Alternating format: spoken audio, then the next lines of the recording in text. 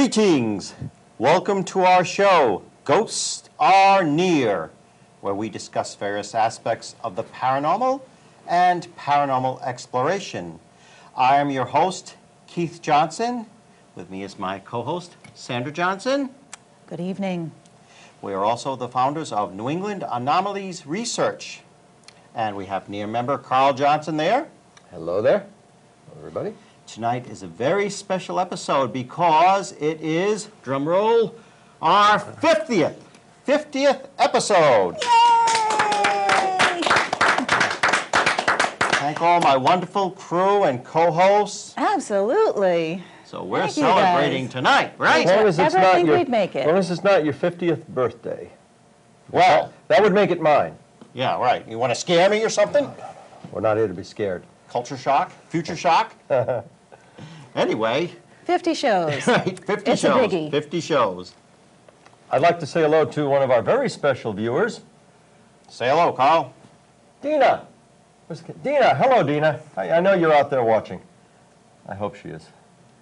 Hello, Yeah, there. Dina. Yeah, hello, Hi, Dina. Dina. Hi, Dina. Dina, Dina. you betcha. We have a very, very special guest with us tonight. Not like those other guests. This is a friend of ours. Goes back to the beginning of TAPS, the Atlantic Paranormal Society. But you were going to say the beginning of time. Yeah. Well, we're not quite that old. You know, 50's old enough. But we're going back to the beginning of the Atlantic Paranormal Society. This is long before even the advent of the TV series Ghost Hunters. Original member, along with Carl and I, Mr. Rich Einig. Rich Einig! Yay! Give it up for Rich. Good to have you joining us, Rich. It's finally a pleasure. Yeah. We've been trying for months, and Yeah. it's great to be here. Well, now you're finally here, and we're very glad to have you here. On a momentous night, too, your 50th show. Yes. Well, It's all very cool. that's why we have such a special guest tonight. I'm honored. Great. Thank you. Long awaited. So, Rich, he's kind of done it all. He's I guess he's kind of like an Indiana Jones of the paranormal. I mean, he's done race car driving, have your pilot's license, you've Yep. radio show host, and paranormal investigator. I'm kind of like MacGyver. Right, I guess you are. Doesn't he What remind can of you a- do with a piece of string and a paper clip? Do you really want to find out? Well, he's gotten us out of some tricky situations. That's true. Richard Yes. Dean Or he's Einig helped to get us out Anderson. of them. Helped us get us into a few, too, but I've more than a few. that's another story. Yeah. Well, let's start at the beginning, Rich. What first interested you in exploring the paranormal?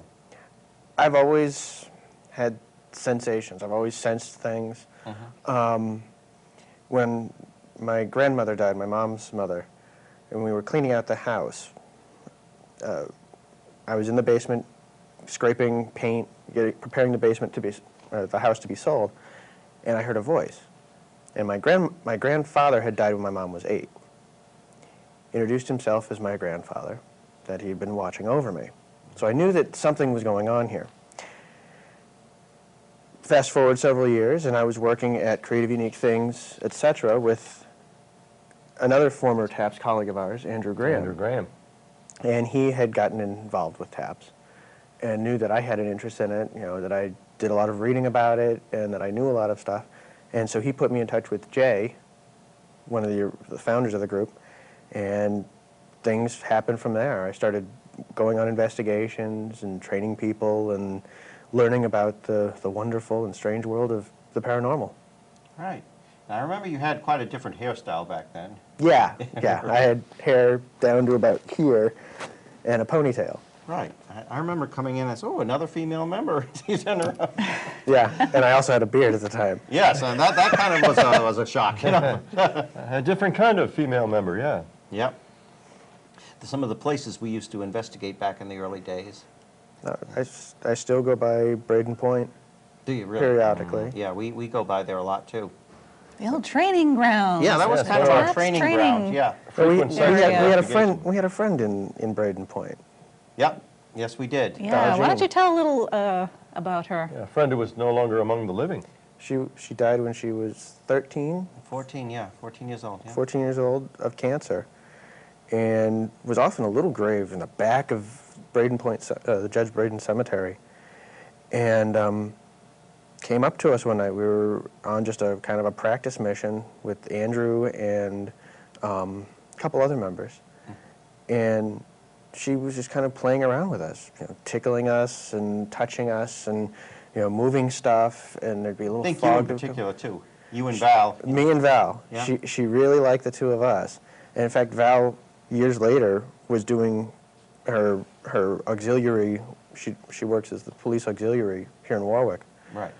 And she was doing some work right outside of the Braden Point Cemetery. And apparently Donna Jean came by and said hello. Right outside the cemetery grounds. Yeah. But I go in there periodically, and she still is there. She still plays around. I try not to do it too often because going into graveyards by yourself is a really bad idea. Right. But I stick to the daytime myself. But, Valerie being another former TAPS member that... from the original days, yes. from the Yes, original days, yes. yeah. She used to get us into a lot of trouble. Yeah. But it was fun. It was Oh, fun. absolutely. Never a Fun dull trouble. moment, yeah. We're talking about 10 years ago now.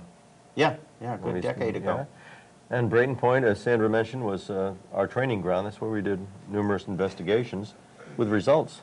That and the hospital in West Greenwich. The place we used to frequent. Why do you think that entity would stick around that area, the cemetery there? I think because we were there, we were paying attention to it. From what Keith has told me, it was right near the family home. Right.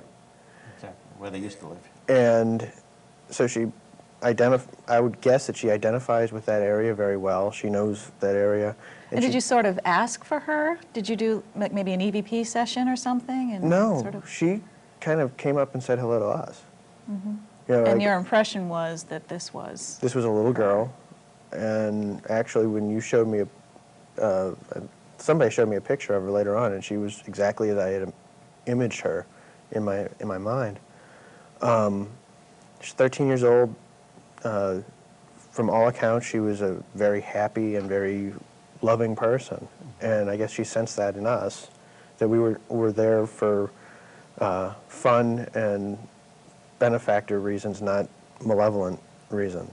Right, because there has been because there's been vandalism there, like a lot of old cemeteries, and that will invite negative energy, and along with it, negative entities too.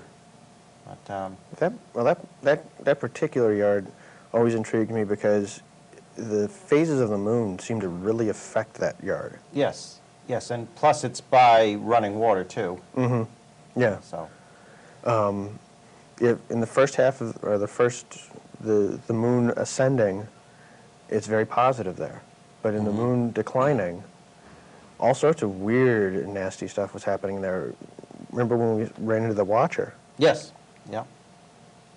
I remember Brian was with us too, and he had that encounter. All of a sudden, we hear this rustling, and this animal comes running out of the woods, and then splits off in two directions. And one goes to the left, one goes kind of straight ahead, and just kind of sat there and watched us for the rest of the night. And then we had another night where there was a fog that kept following us around the yard. We had that also down at the Veterans Memorial Cemetery down in West Greenwich. A similar type of thing. We were going on a newspaper interview, I believe. Right. Yeah. So, one of our very memorable cases, Skowhegan, Maine. That was the breaking ground. Yes. Yeah. Tell about your experience there. Well, it was a dark and stormy night. Yes, it was literally, except it was snow. It was a wasn't, whiteout, rain stormy and night. thunder. It was a wicked snowstorm. And from the very beginning, we knew we were in for something challenging because after we got into Maine, the snow got progressively worse. It's Maine. Of course Right. that's going to happen. Yeah. But then there were all the car accidents. One after another. One after another. And the first three were Saab 900s. Car spun out right in front of us. Another one slid off.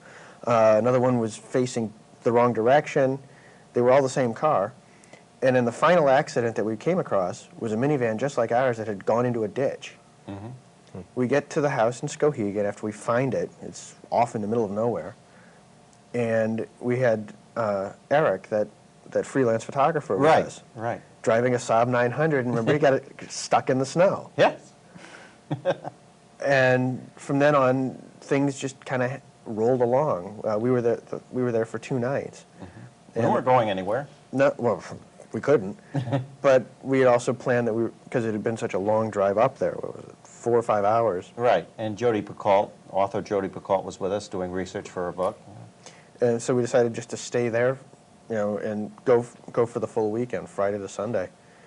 And so the first night we thought we'd just set up equipment and see what's going on, just observe. And that's when we caught the EVP. Now this was not just, it was not tape recorder, this was video. This was video. This was video. This was actually the first mission that I had brought that camera on. The camera that ate a tape this morning. Right. It happens. Yeah, we should probably explain to our audience, we did try to bring you this footage. Yes. Rich had a little bit of bad luck with it. It wasn't that footage that got destroyed. Good. That's the good thing. The bad thing is that my video camera is now in 3 pieces as I was trying to fix what happened. It does happen. Yeah. And it always seems to happen with that footage for some reason. Yeah. Anyway, Haunted footage. yeah. It happened with some other stuff later on, too, near the end of when I was in TAPS. But all of a sudden we heard this slam. We had kind of spread out across the house. There were a couple people watching the camera from another room. I had set it up on a tripod facing into this in-law apartment. And got pretty much a view of most of the apartment. No one's near the camera, not within 10 feet. All of a sudden we hear this door slam. Out of, all of us then decided we're going to go find out what this is. Walk in, don't find anything out of place.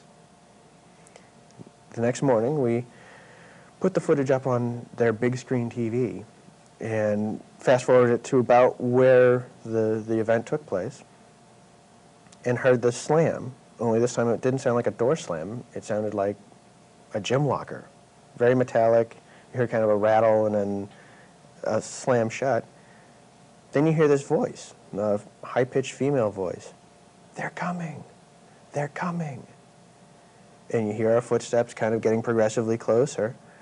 And in a deep voice it says, they're here. And all of a sudden you see these little light orbs floating everywhere.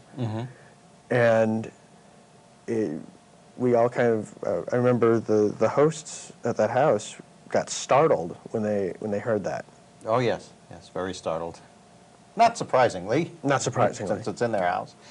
But they knew these things were going on. That's why they'd called us. I mean, a door had exploded off its hinges, and just a number of bizarre things had happened.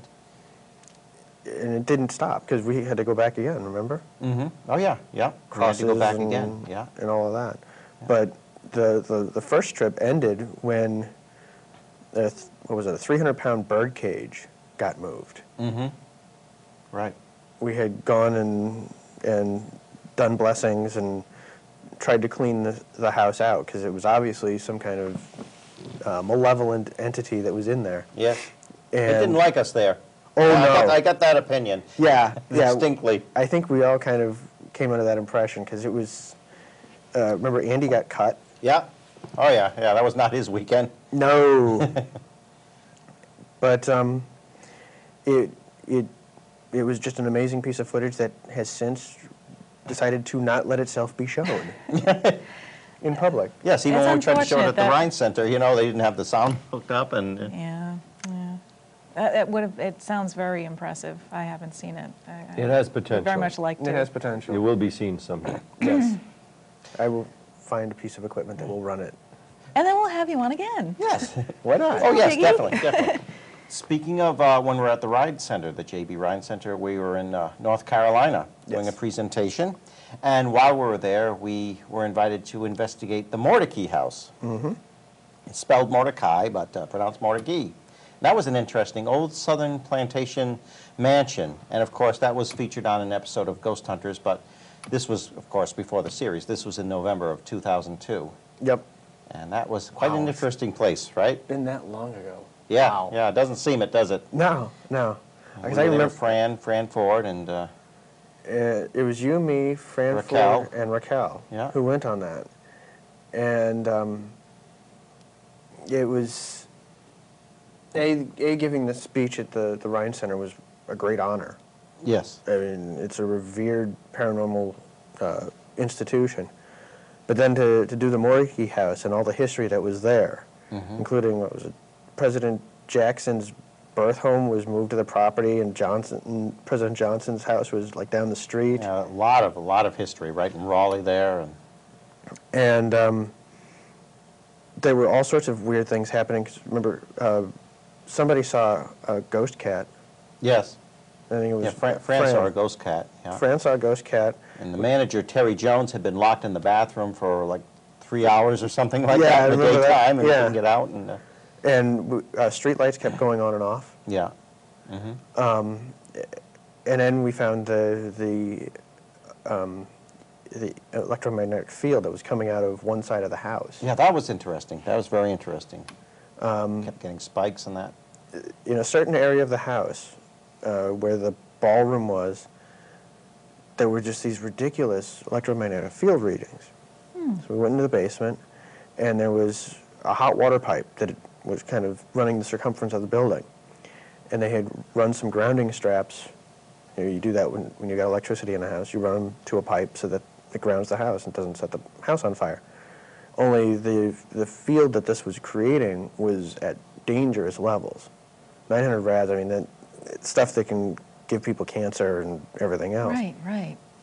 And it just happened that where that field was also where they were seeing a lot of apparitions. You know, a woman descending the stairs on that side of the house, wafts of smoke wandering through the ballroom, and where people had said they had heard voices. Yeah, well, it's always interesting to me when I hear about the connection between the electromagnetic fields and the actual phenomena occurring in that area, because I know when Keith and I do classes and conduct lectures, that's something that I like to talk about. You know, that those fields actually create a condition that's akin to TLE or temporal lobe epilepsy in the brain. Yep. Right. And they can So cause they've these... experimented with it at the Rhine Center, too. Right, So an right. investigator has to be all the more cautious about results. Yeah, of course, exactly. Exactly. What may be later determined not to be paranormal phenomena, to be something of a mental state. Right, That's induced by that. Induced. Yeah. And something else that happened there, not while we were there, but Terry reported that we were in Mary Willis's room, remember that? Yep. And of course, she'd lived there most of her life, lived to be pretty old. And there was a picture of her elderly on the mantle, and a little girl was one of the tourists, said, "Oh, that's a homely looking old lady." And all of a sudden the picture fell and revealed a younger picture of her, almost as if she took offense at that. Wow. I mean, not while we were there. We didn't witness this, but supposedly that's what happened. Folks, you can't make this stuff up. Well, you can, but they're not.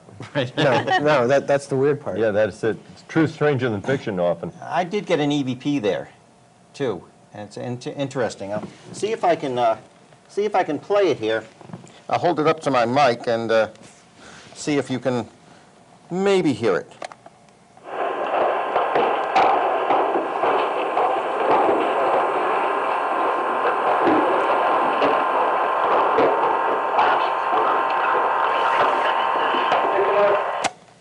We did actually upload that EVP, but I think even after the amplification, I think it plays just as well on Old Faithful there. Right.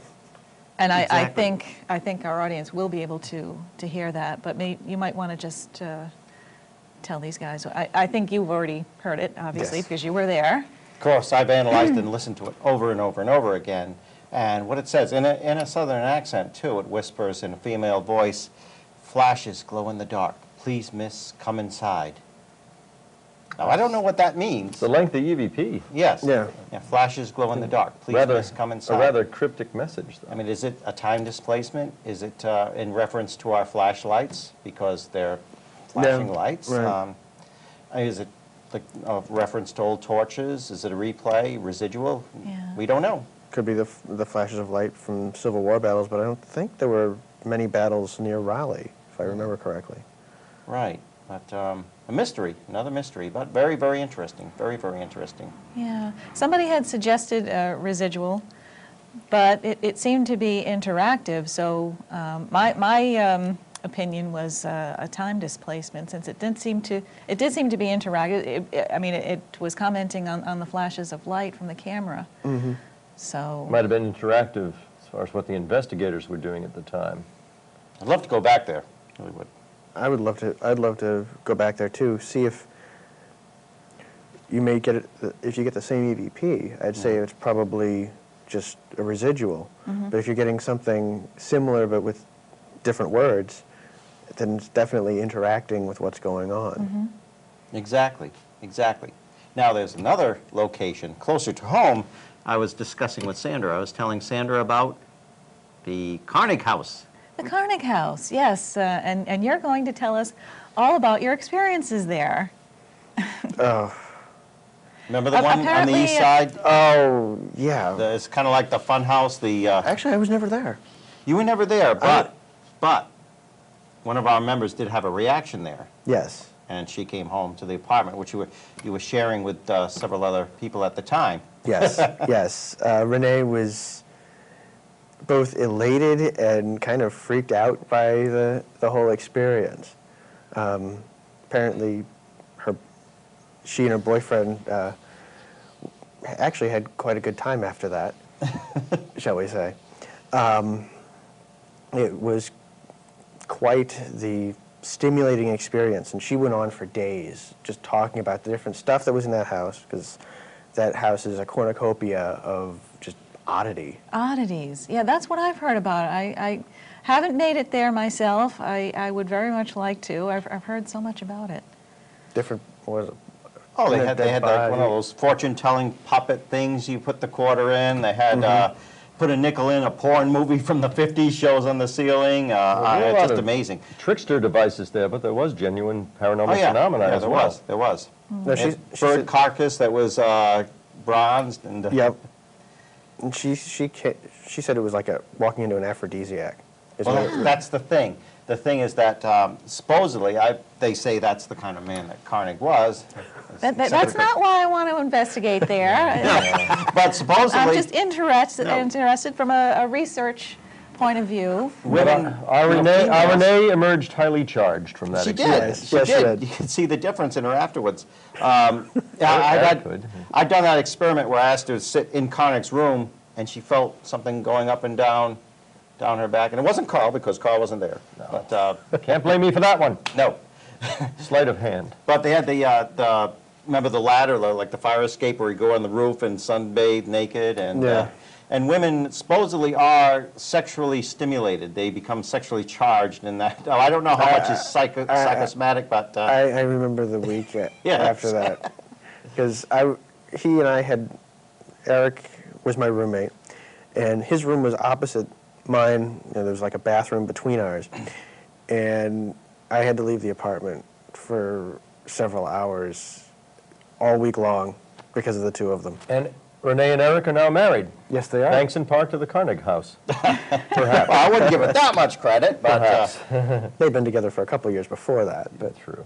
Yeah.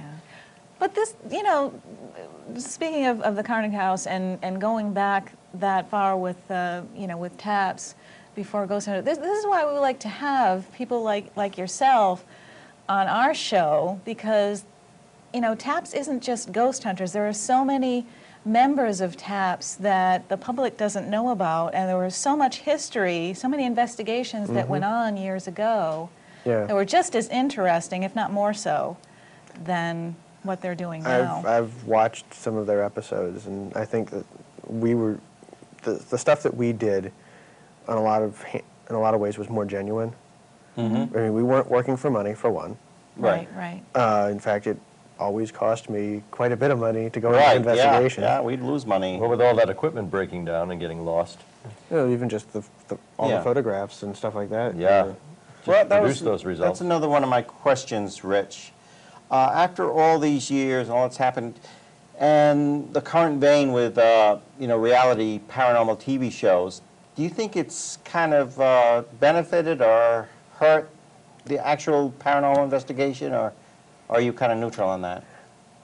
I think in some ways it's made it passé, or made it kind of the chic thing to do. Yeah. I mean, we were doing it before it, I mean, yes, there was Ed and Lorraine Warren and a few other people who were quite visible, but we were doing it, money out of our own pocket. We weren't doing it to become rich and famous. We were doing it to help others and to learn ourselves. I mean, we were all curious about what's going on here. But it seemed in time it was inevitable that paranormal exploration would become franchised to the level it is now. And I think Jay and Grant had a good deal to do with that. Jay especially was going way out of his way to see to it that it became a commercialized industry. Kind of the animal that he was fighting against. Oh. So there was a turnaround at that point, back from He saw- when we were in the trenches. You saw So to dollar speak. signs and, Well, we had some good times back in those early days. oh yeah, we did. And as you said, it cost us money. We weren't making money on it, but we certainly have some experiences to share from those days and some really solid evidence. And some good friends. Yes, very good friends. Absolutely. Yeah, we tried to get Andrew on the show tonight, but it's... He's got his hands full right now. Yeah, he kind of does. Yeah, since we He had fired one him. baby, and, He's got a new baby and everything like that. yeah, No, and yeah, it's he a doesn't trek. need baby. Yeah. It Yeah, is it a is. trip from New Hampshire. Hampshire to here. It still astounds me that, little Andrew is now married with kids. Yeah. Little Andrew, he was our baby. Wouldn't it be nice to have Andrew on with Rich, Val? Val, a few of the originals? Wow. Well, we only have a couple of minutes left, believe it or not. Really? Yeah. So let's I know. start a whole new topic of conversation. Yeah, we wanted to know. Oh, you were the tech advisor when you were a member of TABS. What do you think about the state of technical, that part of it, as far as Right. As investigating compared these to now. days? Compare back then to now and give your opinion as quickly as you can. Well, that's an excellent topic. We were kind of working in the Stone Age, really. Yeah. I mean, when we started out, it wasn't really until we got to North Carolina that we even had EMP gauges. Yeah. Yeah, we were lucky to have one of these, Yeah. EMF detector, Right. Gauss mask. We didn't have a version. trifield or anything like that. No FLIR. No, not at all. We were operating off chemical film and videotape. Yeah, right. But And we audio did tape. get results. Oh, we did. We did, Well, that's the important thing, and I think we're just about out of time. Right. So. Well, we got to have you back, really. I mean, I'll have to come back. Well, we Yeah. just Yeah. scratched the surface here. all right. Really didn't get to any of my questions. Well, next time we will. Yeah. Well, Rich, thank you so much. My pleasure. Carl, Rich. good luck with your Lovecraft service coming up on the March 15th. 15th, Sunday, Yeah. March 15th, at Ladd Observatory. And I'll be there performing as well. Oh, yes, you will. You'll be up on the tower, 25 feet up. All right. Well, thank you, everyone. Contact info. I don't think we have time for that, do we? Well, how about ghostsarnear@cox.net? I can remember that. And you can remember, and N.E.A.R, let's see, the N.E.A.R case manager at inbox.com.